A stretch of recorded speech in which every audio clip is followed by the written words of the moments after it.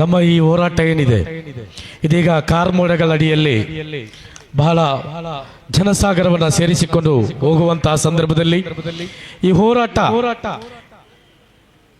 ಇನ್ನಷ್ಟು ಮುಗಿಲು ಮೆಟ್ಟಬೇಕಾಗಿದೆ. ನಮ್ಮ ಆಕ್ರೋಶಗಳು, ನಮ್ಮ ಧ್ವನಿಗಳು ಯಾರಿಗೆ ತಲುಪಬೇಕೋ ಅವರಿಗೆ ನಾವು ತಲುಪಿಸಬೇಕಾಗಿದೆ.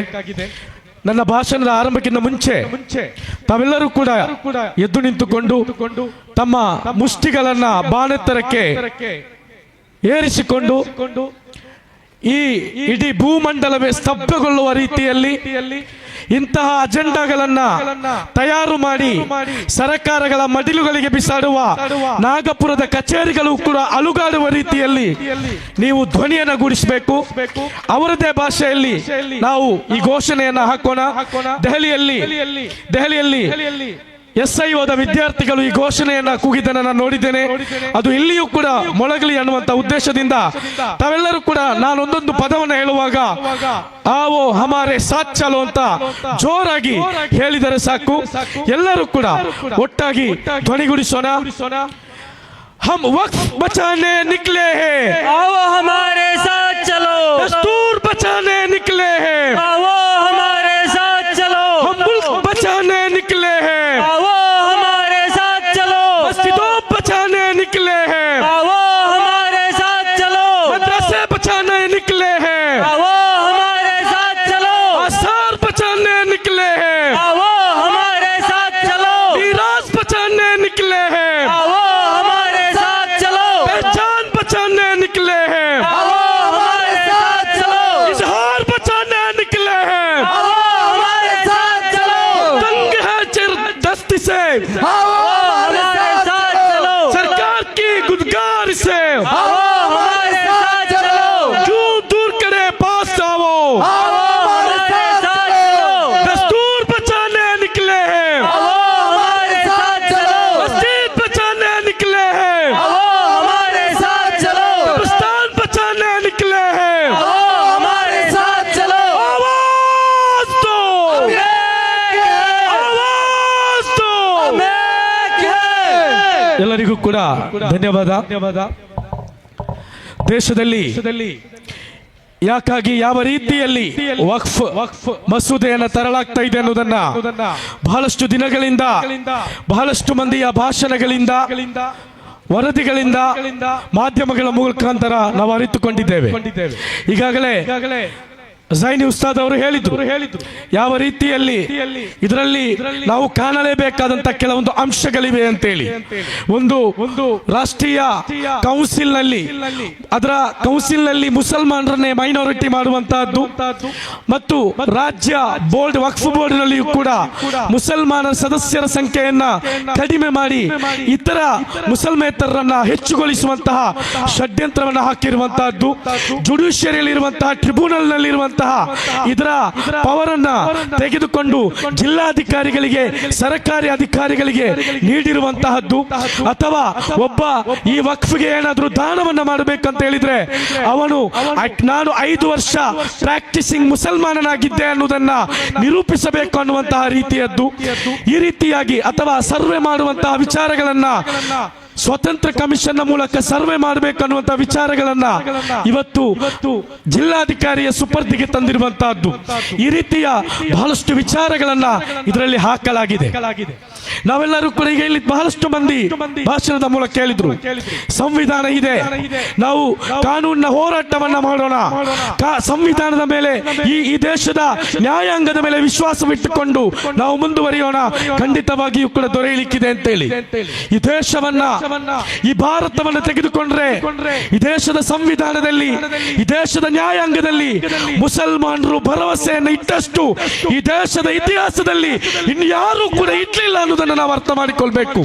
ಸುದೀರ್ಘವಾದಂತಹ 25 ವರ್ಷಗಳಾಗಿತ್ತು ಈ ದೇಶದ ಸರ್ಕಾರಗಳು, ಈ ದೇಶದ ಮಿಲಿಟರಿ ವ್ಯವಸ್ಥೆಗಳು, ಈ ದೇಶದ ಪೊಲೀಸ್ ವ್ಯವಸ್ಥೆಗಳು ಎಲ್ಲರೂ ಕೂಡ ನೋಡಿ ನಿಂತುಕೊಂಡು ಕೈಕಟ್ಟಿ ನಿಂತುಕೊಂಡು ಮುಸಲ್ಮಾನರು 400 ವರ್ಷಗಳ ಕಾಲ ಪ್ರಾರ್ಥನೆ ಮಾಡಿದಂತಹ ಸುಜೂದ್ ಹಾಕಿದಂತಹ ಬಾಬರಿ ಮಸ್ಜಿದ್ ಅನ್ನು ಧ್ವಂಸ ಮಾಡಿದ ವಿಚಾರದಲ್ಲಿ ಮುಸಲ್ಮಾನರು ಈ ದೇಶದ ಸಂವಿಧಾನವನ್ನು ಈ ದೇಶದ ನ್ಯಾಯಾಂಗದ ಮೇಲಿರುವಂತಹ ಭರವಸೆಯನ್ನು ಬದಿಗೆ ಇಟ್ಟು ಅವರು ಮುಂದುವರಿಯಲಿಲ್ಲ.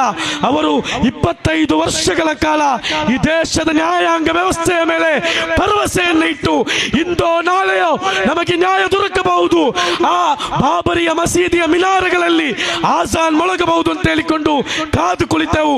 ಆದರೆ ಇಲ್ಲಿಯ ನ್ಯಾಯಾಂಗ ವ್ಯವಸ್ಥೆ ಕೊನೆಗೆ ನಮಗೆ ನೀಡಿದ್ದು ಆ ನಮ್ಮ ಭೂಮಿಯನ್ನ ಕಸಿದುಕೊಂಡು ಬಹುಸಂಖ್ಯಾತರ ಭಾವನೆಗೆ ಅನುಗುಣವಾಗಿ ರಾಮ ಮಂದಿರಕ್ಕೆ ಅದನ್ನು ಬಿಟ್ಟು ಕೊಡಲಾಯಿತು. ಆ ನಂತರ NRCCA ಸುದೀರ್ಘವಾದಂತಹ ಹೋರಾಟ. NRCCA ಇಲ್ಲಿ ತರಲಿಕ್ಕೆ ಪ್ರಯತ್ನವನ್ನ ಮಾಡಿದ್ರು. NRCCA ಕೂಡ ಇಲ್ಲಿ ಪಾಸ್ ಆಯಿತು.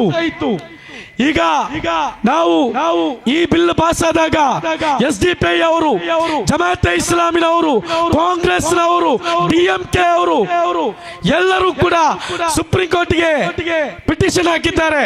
ಇದರ ವಿರುದ್ಧ ಕೇಂದ್ರ ಸರ್ಕಾರ ಕೆವಿಯಟ್ಟನ್ನು ಕೂಡ ಹಾಕಿದೆ. ಆದರೆ ನಾವು ಅರ್ಥ ಮಾಡಿಕೊಳ್ಬೇಕು, NRC ವಿಚಾರದಲ್ಲಿ ಸುಮಾರು 156 ಪಿಟಿಷನ್ ಗಳನ್ನು ಹಾಕಿದ್ದಾರೆ. ಇದುವರೆಗೆ ಒಂದೇ ಒಂದನ್ನು ಕೂಡ ವಿಚಾರಣೆಗೆ ಎತ್ತುಕೊಳ್ಳಿಲ್ಲ. ಇದುವರೆಗೆ ವಿಚಾರಣೆ ಇಲ್ಲಿ ಆರಂಭಗೊಳ್ಳಿಲ್ಲ. ನಾಳೆ ಬೇಕಾದ್ರೂ NRCCA ದೇಶಾದ್ಯಂತ ಇಂಪ್ಲಿಮೆಂಟ್ ಮಾಡಬಹುದು. ಈಗ ನ್ಯಾಯಮೂರ್ತಿ ಆಗಿರುವಂತಹ ಕನ್ನಾರ್ ಅವರು ಅವರ ರಿಟೈರ್ಮೆಂಟ್ ಕೊನೆಯ ಹಂತದಲ್ಲಿದ್ದಾರೆ. ತರಾತುರಿಯಲ್ಲಿ ತ್ವರಿತವಾಗಿ ಈ ಇಷ್ಟು ಮಂದಿ ಸಲ್ಲಿಸಿದಂತಹ ಪಿಟಿಷನ್ಗಳು, ಈ ಬಿಲ್ಲಿನ ವಿರುದ್ಧವಾಗಿ ಸಲ್ಲಿಸಿದಂತಹ ಪಿಟಿಷನ್ಗಳು ವಿಚಾರಣೆಗೊಳ್ಳಬಹುದು ಅಂತೇಳಿ ನಾವು ಅಂದುಕೊಳ್ಳುವುದರಲ್ಲಿ ನಮಗೆ ಯಾವುದೇ ಭರವಸೆ ಇಲ್ಲ. ಅಂದರೆ ನಾನು ಹೇಳ್ತಾ ಇರುವಂತಹದ್ದು, ಕಾನೂನು ಹೋರಾಟವನ್ನು ನಾವು ಮಾಡೋಣ, ಸುಪ್ರೀಂ ಕೋರ್ಟ್ಗೆ ನಾವು ಹೋಗೋಣ, ನ್ಯಾಯಾಂಗದ ಮೇಲೆ ಭರವಸೆ ಇಡೋಣ. ಅಷ್ಟು ಮಾತ್ರ ಸಾಧ್ಯವಾಗುವುದಿಲ್ಲ. ಯಾವಾಗ ರೈತರ ವಿರುದ್ಧವಾಗಿ ಈ ದೇಶದಲ್ಲಿ ಮಸೂದೆಯನ್ನು ತಂದಾಗ 750 ರೈತರು ತಾವು ತಮ್ಮ ಜೀವವನ್ನು ನೀಡಿಕೊಂಡು ಹೋರಾಟವನ್ನು ನಡೆಸಿದಾಗ ಯಾವ ರೀತಿ ಈ ಸರ್ಕಾರ ಮಂಡಿಯೂರಬೇಕಾಯಿತೋ ಆ ರೀತಿಯಲ್ಲಿ ತೀವ್ರವಾದಂತಹ ಉತ್ತಮವಾದಂತಹ ಹೋರಾಟಗಳನ್ನ ಈ ದೇಶದಲ್ಲಿ ಸಜ್ಜುಗೊಳಿಸಲಿಕ್ಕೆ ಈ ಸಮುದಾಯ ಮುನ್ನುಗ್ಗಬೇಕಾಗಿದೆ. ನಿನ್ನೆ ಮುಸ್ಲಿಂ ಲಾ ಬೋರ್ಡ್ನವರು 90 ದಿನಗಳ ಹೋರಾಟದ ಒಂದು ರೂಪುರೇಷೆಯನ್ನು ಮಾಡಿದ್ದಾರೆ. ಬಹಳ ಉತ್ತಮವಾದಂತಹ ರೂಪುರೇಷೆ. 90 ದಿನಗಳಲ್ಲಿ ಈ ದೇಶದಲ್ಲಿ ಮುಸಲ್ಮಾನರು, ಜಾತ್ಯತೀತರು, ಫ್ಯಾಸಿಸ್ಟ್ ವಿರೋಧಿಗಳು, ಸಂವಿಧಾನ ಪರರು, ಪ್ರಜಾಪ್ರಭುತ್ವವಾದಿಗಳು, ಮಾನವ ಹಕ್ಕು ಹೋರಾಟಗಾರರು, ವಿದ್ಯಾರ್ಥಿ ಹೋರಾಟಗಾರರು ಎಲ್ಲರೂ ಕೂಡ ಒಗ್ಗೂಡಿಕೊಂಡು ಈ ದೇಶದಲ್ಲಿ ಅತಿ ದೊಡ್ಡ ರೀತಿಯಾದಂತಹ ಕ್ರಾಂತಿಯನ್ನು ಸೃಷ್ಟಿಸಬಲ್ಲ ಹೋರಾಟವನ್ನು ಮಾಡಬೇಕಂತ ಹೇಳಿ ಮುಸ್ಲಿಂ ಲಾ ಬೋರ್ಡ್ನವರು ಒಂದು ರೂಪುರೇಷೆ ರಚಿಸಿದ್ದಾರೆ. ಮುಸ್ಲಿಂ ಲಾ ಬೋರ್ಡ್ನವರು ಇದನ್ನ ಜಂತರ್ ಮಂತರ್ಗಿಂತ ಆ ಕಡೆಗೆ ಕೊಂಡೊಯ್ಯುತ್ತಾರೋ ನನಗೆ ಗೊತ್ತಿಲ್ಲ. ಕೊಂಡೊಯ್ಯಲೂಬಹುದು. ಆದರೆ ಇದನ್ನ ಬೇಕಾದಲ್ಲಿಗೆ ತಲುಪಿಸುವಂತೆ ಈ ಹೋರಾಟವನ್ನ ನ್ಯಾಯ ಸಿಗುವ ತನಕ ಜೀವಂತ ಇರಿಸುವಂತಹ ಜವಾಬ್ದಾರಿ ನಮ್ಮ ನಿಮ್ಮೆಲ್ಲರ ಮೇಲೆ ಇದೆ. ಅದನ್ನು ನಾವು ಯಶಸ್ವಿಯಾಗಿ ಮಾಡಬೇಕಾಗಿದೆ. ಇವತ್ತು ಇಷ್ಟು ದೊಡ್ಡ ಒಂದು ಸಣ್ಣ ಊರಿನಲ್ಲಿ ಈ ರೀತಿಯ ಒಂದು ಕೆರೆಗೆ, ಕೆಲವೇ ದಿನಗಳ ಕೆರೆಗೆ, ನಾನು ಅಂದುಕೊಂಡಂತೆ 2 ದಿನಗಳ ಮುಂಚೆ ಇಲ್ಲಿ ಇವರು ಪತ್ರಿಕಾಗೋಷ್ಠಿಯನ್ನು ಕರೆದುಕೊಟ್ಟಂತ ಈ ಕೆರೆಗೆ ಇಷ್ಟೊಂದು ಮಂದಿಯನ್ನ ಸೇರಿಸಲಿಕ್ಕೆ ಸಾಧ್ಯವಾಗಿದ್ರೆ 18ನೇ ತಾರೀಕಿನಂದು ನಮ್ಮ ಉಲಾಮಗಳು ಕರೆಗೊಟ್ಟಿರುವಂತಹ ಆ ಹೋರಾಟ ಏನಿದೆ ಅದು ಇಡೀ ದೇಶವನ್ನ ಸ್ತಬ್ಧಗೊಳಿಸಬೇಕು. ಆ ರೀತಿಯ ಹೋರಾಟಗಳನ್ನ ನಾವು ಮಾಡಬೇಕಾದಂತಹ ಅಗತ್ಯತೆ ಇದೆ. ಯಾಕಂತ ಹೇಳಿದ್ರೆ ಹೋರಾಟಗಳು ತೀವ್ರಗೊಳ್ಳಬೇಕು. ಈಗ ಕೆಲವೊಂದು ಹೋರಾಟಗಳಿಲ್ಲ. NRCCA ಬಂದಾಗ JNUನ ಜಾಮಿಯಾ ಮಿಲ್ಲಿಯಾದ ವಿದ್ಯಾರ್ಥಿಗಳು ಅಲ್ಲಿ ಹಾಕಲ್ಪಟ್ಟಂತಹ ಗೇಟುಗಳನ್ನ, ಪೊಲೀಸರ ಟಿಯರ್ ಗ್ಯಾಸ್ಗಳನ್ನ ಕಿತ್ತೆಸೆದುಕೊಂಡು ಈ ದೇಶದ ಮೂಲೆ ಮೂಲೆಗಳಿಗೆ NRCCA ಹೋರಾಟವನ್ನು ತಲುಪಿಸಿದ್ರು. RSS ಭಯಗೊಂಡಿತ್ತು. ನಾಗಪುರದ ಕಚೇರಿಗಳು ನಡುಗಿತ್ತು. ಬಿಜೆಪಿಯ ಪ್ರತಿಯೊಂದು ಅಜೆಂಡಾಗಳು ಕೂಡ ಅಲ್ಲಿ ಒಡೆದು ಹೋಯಿತು. ಈ ದೇಶದಲ್ಲಿ NRCಯನ್ನು ತರುವಂತಹ, CAಯನ್ನು ತರುವಂತಹ ಅವರ ಪ್ರಯತ್ನವನ್ನ ಅವರು ಒಂದಷ್ಟು ಕಾಲಕ್ಕೆ ಕೈ ಬಿಟ್ಟರು. ಎಲ್ಲಿಯವರೆಗೆ ಹೋರಾಟ ಮುಂದುವರಿದು ಅಂತ ಹೇಳಿದ್ರೆ ಕೊರೋನಾದವರೆಗೆ ನಮ್ಮ ಮಹಿಳೆಯರು ಕೂಡ ಶಾಹೀನ್ ಬಾಗಿನಲ್ಲಿ ಈ ದೇಶದಲ್ಲಿ ಆಜಾದಿಯ ಘೋಷಣೆಗಳನ್ನು ಕೂಗಿಕೊಂಡು NRC ವಿರುದ್ಧ ಹೋರಾಟವನ್ನ ಮಾಡಿದ್ರು. ನಾನು ಹೇಳುವಂತಹದ್ದು, NRC ನನ್ನ ಮನೆಯನ್ನು ತೆಗೆದುಕೊಂಡು ಹೋಗ್ಲಿಕ್ಕಿದೆ, ನನ್ನ ಆಸ್ತಿಯನ್ನು ತೆಗೆದುಕೊಂಡು ಹೋಗ್ಲಿಕ್ಕಿದೆ, ನನ್ನ ಪೌರತ್ವವನ್ನು ಕಸಿದಿಕ್ಕಿದೆ ಅನ್ನುವಂಥದ್ದನ್ನ ಅರಿತುಕೊಂಡದಕ್ಕೂ ಗೊತ್ತಿಲ್ಲ. ಅತಿ ಹೆಚ್ಚಿನ ಸಂಖ್ಯೆಯಲ್ಲಿ ಜನ ಸೇರಿ ಹೋರಾಟ ನಿರಂತರವಾಯಿತು. ಯಾಕೆ ವಕ್ಫಿನ ಹೋರಾಟದಲ್ಲಿ ಆ ಪ್ರಾಧಾನ್ಯತೆ ಕಾಣ್ತಾ ಇಲ್ಲ? ಇನ್ನೊಂದು ವಿಚಾರ ಇದೆ, ನಾವು ಅರಿತುಕೊಳ್ಬೇಕು. NRC ಮತ್ತು CA ಸಂದರ್ಭದಲ್ಲಿ ಬಹಳಷ್ಟು ಮಾನವ ಹಕ್ಕು ಹೋರಾಟಗಾರರು, ಜನಪರ ಹೋರಾಟಗಾರರು, ಚಿಂತಕರು, ಬರಹಗಾರರು, ಜರ್ನಲಿಸ್ಟ್ಗಳು, ವಿದ್ಯಾರ್ಥಿ ನಾಯಕರು ಹೋರಾಟದ ಭಾಗವಾದ್ರು.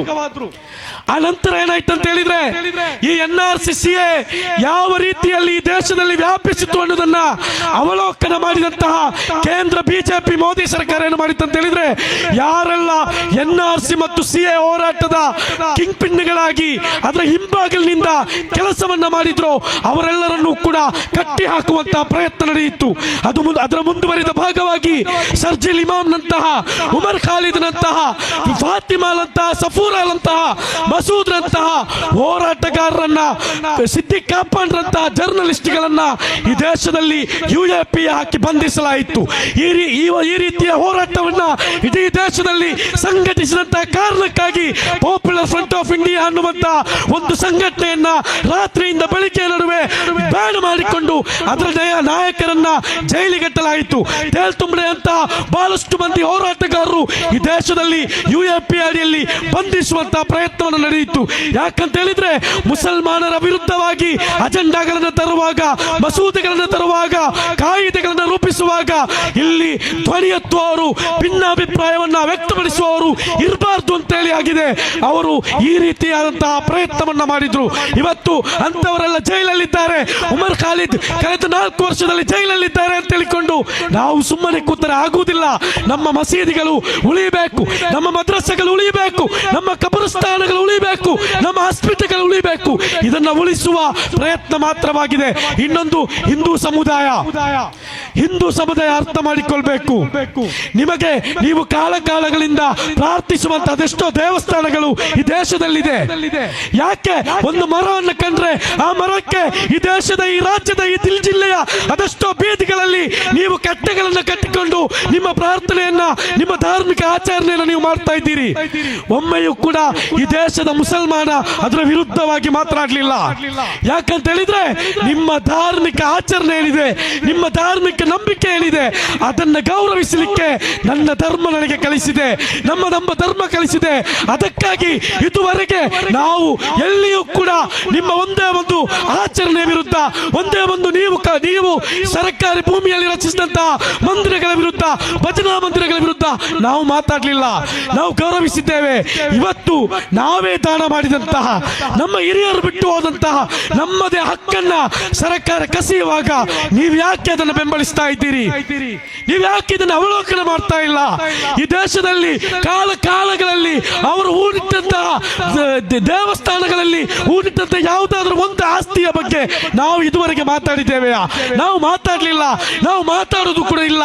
ನಾಳೆ ಯಾವುದಾದ್ರೂ ಒಂದು ದೇವಸ್ಥಾನದ ಪೂಜೆಯನ್ನು ನಿಲ್ಲಿಸಲಿಕ್ಕೆ ಯಾವುದಾದ್ರೂ ಒಬ್ಬ ಅಧಿಕಾರಿ ಮುಂದೆ ಬಂದ್ರೆ ಅದನ್ನ ಪ್ರಶ್ನಿಸಲಿಕ್ಕೆ ಈ ಮುಸ್ಲಿಂ ಸಮುದಾಯ ಮುಂದೆ ಇರ್ತದೆ. ಅದರಲ್ಲಿ ಸಂಶಯವಿಲ್ಲ. ಆದರೆ ನಮ್ಮ ಹಕ್ಕನ್ನು ಕಸಿಯುವಾಗ, ನಮ್ಮ ಧಾರ್ಮಿಕ ವಿಚಾರಗಳಿಗೆ ಹಸ್ತಕ್ಷೇಪವನ್ನು ಮಾಡುವಾಗ, ನನಗೆ ಈ ದೇಶದ ಸಂವಿಧಾನ, ಈ ದೇಶದ ಪ್ರಜಾಪ್ರಭುತ್ವ, ಈ ದೇಶದ ಜಾತ್ಯತೀತತೆ ನೀಡಿದಂತ ಅವಕಾಶಗಳನ್ನು ಕಸಿದುಕೊಳ್ಳುವಾಗ ನೀವು ನಮ್ಮೊಂದಿಗೆ ನಿಲ್ಲದಿದ್ದರೂ ಪರವಾಗಿಲ್ಲ, ನೀವು ನಮ್ಮ ವಿರುದ್ಧ ನಿಲ್ಲಬಾರದು ಅನ್ನೋದನ್ನ ನಾವು ಬಹಳ ವಿನಮ್ರವಾಗಿ ನಿಮ್ಮಲ್ಲಿ ವಿನಂತಿಸ್ತಾ ಇದ್ದೇವೆ. ಯಾಕಂತ ಹೇಳಿದ್ರೆ, ನೀವು ಒಟ್ಟಾಗಿ ಬಾಳಿದರೆ, ಸೌಹಾರ್ದತೆಯಿಂದ ಬಾಳಿದರೆ, ಭಾವೈಕ್ಯತೆಯಿಂದ ಬಾಳಿದರೆ ಈ ದೇಶ ಉಳಿಯುತ್ತೆ. ಅದು ಬಿಟ್ಟು ಫ್ಯಾಸಿಸ್ಟರಿಂದ, ಸಂಘ ಪರಿವಾರದಿಂದ, RSS ನಿಂದ, ಭಾಗವತರಿಂದ ಈ ದೇಶ ಉಳಿಯುವುದಿಲ್ಲ. ನಾವೆಲ್ಲರೂ ಕೂಡ ಅರ್ಥ ಮಾಡಿಕೊಳ್ಬೇಕಾದಂತ ಇನ್ನೊಂದು ವಿಚಾರ ಇದೆ. ಈ ವಕ್ಫ್ ಬಿಲ್ ಅನ್ನ ಜಾರಿಗೊಳಿಸುವಂತಹ ಕೆಲವೇ ದಿನಗಳ ಮುಂದೆ ಈ ದೇಶದ ಪ್ರಧಾನಿ ಎಲ್ಲಿಗೆ ಹೋಗ್ತಾರೆ ಅಂತ ಹೇಳಿದ್ರೆ, ಸಂಘ ಪರಿವಾರದ ನಾಗಪುರದ ಕಚೇರಿಗೆ ಹೋಗಿ ಭಾಗವತ್ರವರನ್ನ ಭೇಟಿಯಾಗಿ ಬರ್ತಾರೆ.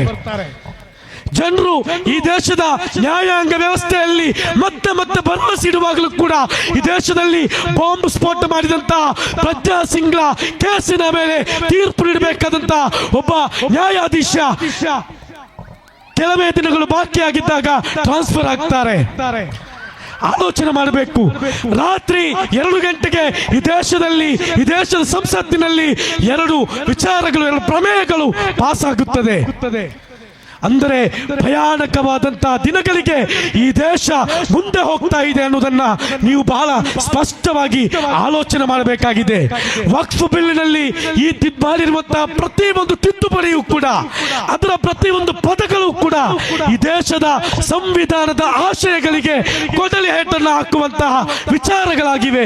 ಅದನ್ನು ನಾವು ಅರ್ಥ ಮಾಡಿಕೊಳ್ಳಬೇಕಾಗಿದೆ. ಆಗ ಉದವಿ ಉಸ್ತಾದ್ರವರು, ಅಡ್ವೊಕೇಟ್ ಉದವಿ ಉಸ್ತಾದ್ರವರು ಬಹಳ ಸ್ಪಷ್ಟವಾದಂತಹ ಒಂದು ಸಂದೇಶವನ್ನ ಈ ದೇಶಕ್ಕೆ ನೀಡಿದ್ರು. ನಾನು ಕೂಡ ಈ ಬಿಲ್ ಅನ್ನ ಇಲ್ಲಿ ತರಲಿಕ್ಕೆ ಹೊಟ್ಟಂತಹ ಅಮಿತ್ ಶಾ, ಮೋದಿ, ಬಿಜೆಪಿ, ಸಂಘ ಪರಿವಾರಕ್ಕೆ ಈ ವೇದಿಕೆಯಲ್ಲಿ ಬಹಳ ಸ್ಪಷ್ಟಪಡಿಸುವಂತ ವಿಚಾರವಾಗಿದೆ. ವಕ್ಫ್ ಅದು ಅಲ್ಲಾಹನದ್ದಾಗಿದೆ. ಅದು ಅಲ್ಲಾಹನದು, ಮುಂದೆಯೂ ಹಿಂದೆಯೂ ಅಲ್ಲಾಹನದ್ದಾಗಿತ್ತು, ಈಗಲೂ ಅಲ್ಲಾಹನಾಗಿದೆ. ಇನ್ಶಾ ಅಲ್ಲಾಹ್ ಅದು ನಾಳೆಯೂ ಮುಂದಿನ ಎಲ್ಲ ದಿನಗಳಲ್ಲೂ ಕೂಡ ಅದು ಅಲ್ಲಾಹನದ್ದೇ ಆಗಿರ್ತದೆ.